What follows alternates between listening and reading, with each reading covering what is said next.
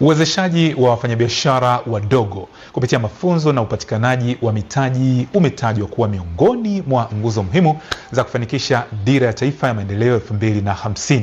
Taarifa zaidi na Shaban Lupimo. Kauli hiyo imetolewa na mkuu wa mkoa wa Simiyu Mringi Macha wakati wa uzinduzi wa shirika la Mnyiri African Foundation MAF Tanzania uliofanyika Lamadi wilayani Busega, na kuongeza kuwa ushirikiano kati ya serikali na wadau wa maendeleo katika kuwawezesha wananchi kiuchumi utachochea ukuaji wa biashara, kuongeza ajira na kuharakisha maendeleo ya taifa.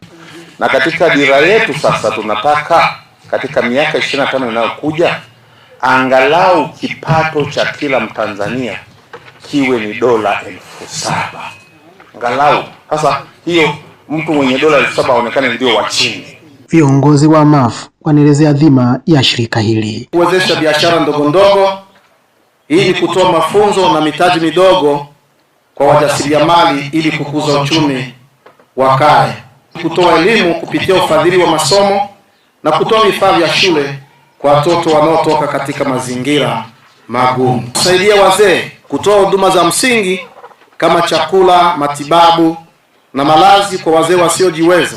Wale watu ambao tayari wamebarikiwa na biashara, ziwe ndogo, ziwe za wastani, ziwe kubwa, kuwahamasisha ili tuweze kuwaonyesha wengine ambao bado hawajaanza ama hawajui inaanzwa vipi, waweze kuwasaidia kwa kimawazo, kwa mafunzo.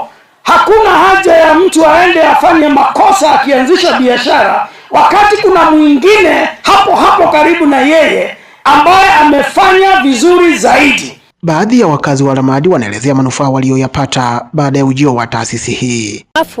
Walinipatia mtaji wa 200,000, na katika mtaji wa 200,000 huo nilianzisha biashara ndogo ndogo za dagaa, lakini umenitoa katika level niliyokuwa nayo, imeniweka katika level nyingine. MAF jinsi walivyonihudumia katika vifaa vya shule, sikuwa na vifaa vya shule kwa kweli. Kiu yangu ndani ya moyo wangu wafikiwa na wengine ambao hawajafikiwa na huduma ya MAF.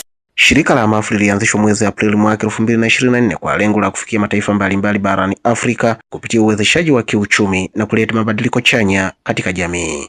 Shaban Lupimo, Star TV, Simiyu. Mwisho wa habari za biashara na